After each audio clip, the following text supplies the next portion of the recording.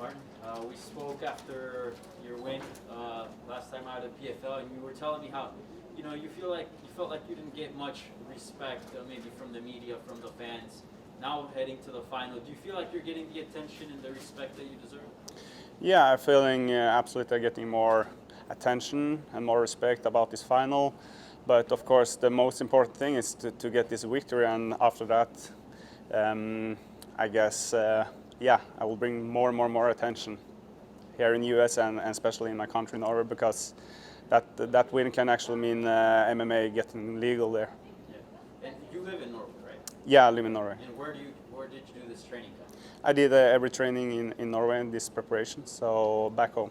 Okay, nice. I don't know what the COVID situation is there, but has there been any roadblocks or any difficulties to train and prepare? No, for top athletes it's always been open, but I think the country was getting open for like 1 month ago.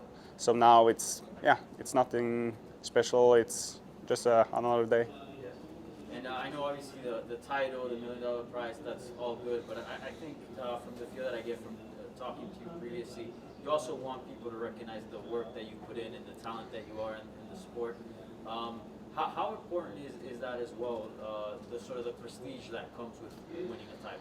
Because I've done sport for so long time, and it's been a lot ups and downs the whole career, and especially from wrestling.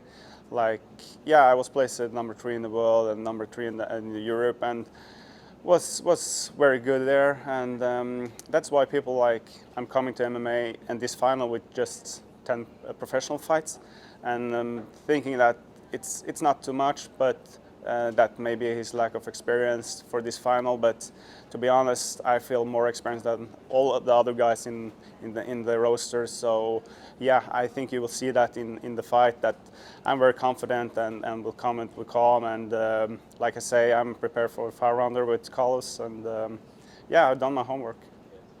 And Antonio Carlos Jr. is obviously known for his great jiu-jitsu and submissions. But as you mentioned, you got that wrestling background as well. Are you willing and down to sort of test them in the grappling? Yeah, I believe that when you take wrestling in MMA, it's different, and if you take grappling in MMA, it's different. So when we can add punches and stuff, then absolutely I will grapple with him. But like if it was just a grappling competition, that will be hard, of course. And if he come to a wrestling competition with me, it will be hard for him. So you will see a mixed fight from my side. You brought up how it's so important for you in this tournament, not just for yourself, but for your home country, since MMA is legal over there. Why do you feel so passionate about that? Bringing a title over there could inspire others to say we need this to be legalized? Because I come from Olympic sport, that's very respect over there, and MMA have been little like people think it's criminal people that doing this, but they have to see that the politics have to see that we are actually top athletes. We do our nutrition good, we're doing the recovery good, we're doing the training good. We go all in to make good results, and I believe that young kids and young people that this sport can help them very much on the way to not just like succeed in sport, but in the life, generally in the life. There are kids who will be watching this and they'll be seeing you, a countryman, fighting for the title.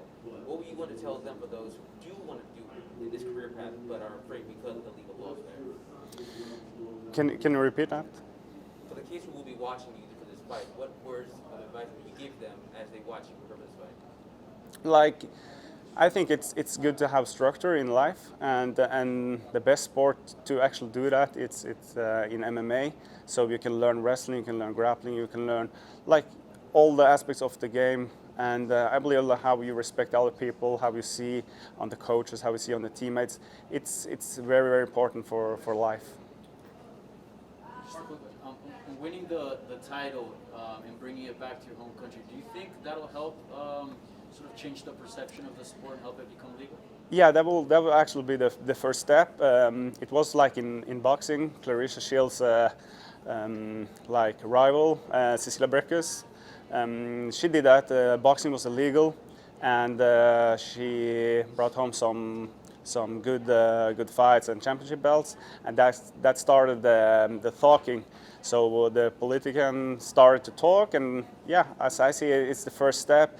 Then of course probably this championship and the next season with a good result and keep up the speed for the fighting.